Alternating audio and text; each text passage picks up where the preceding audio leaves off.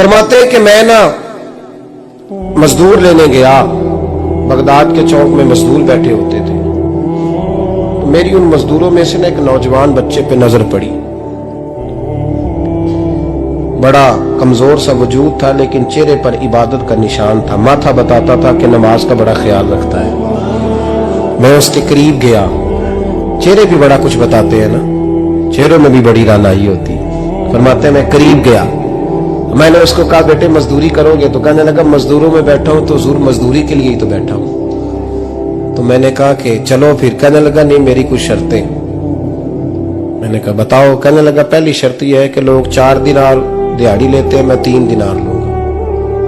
میں نے کہا یار بے تو بڑی بہترین ہے، باقی بھی اس طرح کی رکھ لے. اس نے کہا حضور دوسری شرط یہ ہے کہ میں آپ کی مکمل بات مانوں گا لیکن جب اذان ہو جائے گی پھر آپ کی نہیں سنوں گا. تیسری بات اس نے یہ کی کہ حضور میں آپ کے گھر میں کام کروں گا پر آپ کے کسی سوال کا جواب نہیں دوں گا. کہتے میں نے کہا یار تو بڑا عجیب ہے، شرطیں تو مالکوں کی ہوتی ہیں. کہنے لگا جی بہرحال میں شرطیں لگا کے جاتا ہوں. فرماتے میں اسے گھر لے آیا،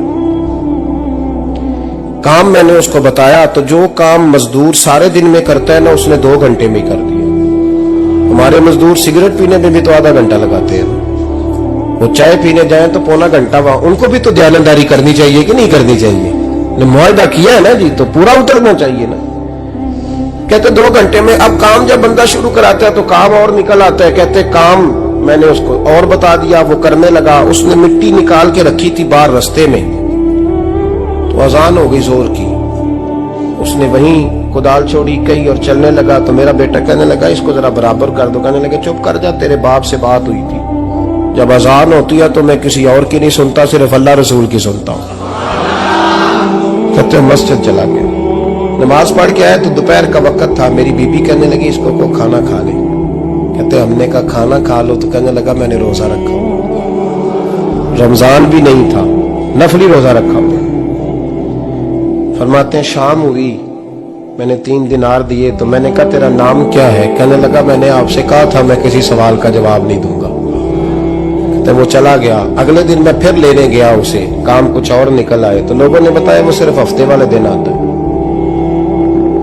میں نے کہا کیوں؟ کہنے لگے جی وہ کہتا ہے میرا ہفتے کا خرچہ 3 دینار ہے، جب 3 دینار کما لیتا ہوں تو باقی سارا ٹائم اللہ رسول کی ذکر میں گزار دیا کرتا ہوں. فرماتے ہیں جی اگلے ہفتے میں پھر لینے گیا. میں نے پورا ہفتہ انتظار کیا کہ کام اسی سے کرانا ہے. میں جب گیا تو میں نے کہا چلو. کہنے لگا میری شرطیں یاد ہے نا؟ اور میں نے کہا یاد ہے بھائی ساتھ چل.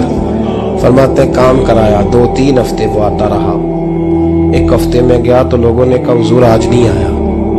کیوں؟ کہنے لگے بیمار ہو گئے. کہاں گھر ہے؟ کہنے لگے بغداد کے قبرستان کے پیچھے جو کچی آبادی ہے اس میں رہتا ہے. فرماتے میں گیا، دروازے پہ دستک دی تو کہنے لگا حضور آپ ہیں؟ دروازہ کھولا ہے آ جائیے. فرماتے میں اندر گیا تو میں نے کہا تمہیں کیسے پتا چلا میں آیا ہوں؟ کہنے لگا حضور اللہ والے ہو آپ نہیں آنا تھا، ورنہ امیر تو غریبوں کا پتہ لینے کوئی نہیں آتے. کہتے میں قریب گیا تو کہنے لگا میں آپ کا انتظار کر رہا تھا، تیز بخار ہے تپ رہا. جیب سے کچھ پیسے نکالے. کہنے لگا یہ پیسے رکھ لیں. ایک انگوٹھی نکالی. کہنے لگا حضور آج رات کو میرا انتقال ہو جائے گا، ان پیسوں کا کفن خرید کے صبح جنازہ پڑھ کے مجھے دفن کر دینا، اور جب دفن کرو تو یہ انگوٹھی لے کے عصر کے بعد ہارون رشید کے پاس جانا. آپ اسے کہنا میں نے ملنا ہے پر وہ آپ کو ٹائم نہیں دے گا. آپ اس کو آواز دیجئے گا کہ تیری ایک امانت ہے میرے پاس. پھر وہ آپ سے ملے گا تو انگوٹھی دے دیں، پھر آپ میری طرف سے فارغ ہیں. حضرت فرمانے لگے تیرا نام؟ اور کہنے لگا حضور وقت تھوڑا ہے، آج رات میں نے جانا ہے، بڑی لمبی معافی مانگنی ہے رب کریم سے، اگر مناسب سمجھے تو مجھے اپنے رب سے تنہائی کر دیں. فرماتے ہیں میں آ گیا پر اس کی باتوں نے مجھے ساری رات سونے نہیں دیا.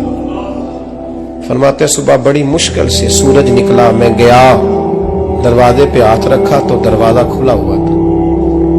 اندر داخل ہوا تو خوشبوئیں میرا استقبال کر رہی تھی. جب چہرے سے کپڑا ہٹایا تو اس کا تو انتقال ہو چکا.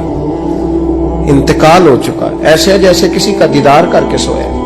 कहते मैं तो 2 आदमी ले गया था जनाजे पे, पर पता नहीं दुनिया किधर किधर से आई, कहां कहां से। अखां जदों मीटियां जमाना मैनू रोवेगा, अपना ते अपना बेगाना मैनू रोवेगा। फरमाते मैं तो 2 बंदे ले गया था, पर पता नहीं मखलूक कहां कहां से आई। जनाजा पड़ा, दफन किया। हारून रशीद के पास में असर के बाद गया, मैंने बुलाना चाहा पर बादशाह था, मेरी तरफ देखा ही नहीं। मैंने उसको कहा तेरी एक अमानत मेरे पास है। फरमाते हैं मुझे कोने पे ले गया, क्या बात है, कमरे में बुलाया, मैंने अंगूठी दी। हारून रशीद तो चीखे मारने लगा, कहने लगा अंगूठी वाला कहाँ है? मैंने कहा वो तो इंतकाल कर गया। कहने लगा मुझे कब्र पे ले चल। कहते मैं कब्र पे लाया तो वो लेट गया, तड़प के रोने लगा। मैंने कहा मेरा कलेजा फट जाएगा, ना उसने कुछ बताया ना तूने बताया, ये कौन था? तो हारून रशीद कहने लगा ये मेरा बेटा था। मैंने कहा तेरा बेटा और मजदूर? कहने लगा हुजूर ये हजरत दाऊद ताई के पास बैठा करता था, उनका मुरीद था, मुझे रोज कहता था अब्बा तूने बड़ी दुनिया इकट्ठी कर ली है, मरते वक्त तुझसे टांगे समेटी नहीं जाएंगी, इतना हिसाब नहीं तू दे सकेगा। मैं इसको समझा देता, इसकी अम्मा समझा देती। ये रोज हमें कहता छोड़ दो, आ जाओ अल्लाह रसूल की बारगाह में झुक जाए।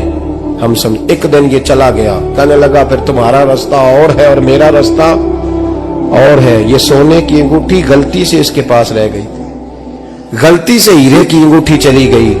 कहने लगा देखो मेरे बेटे ने आज वो भी वापस कर दी है।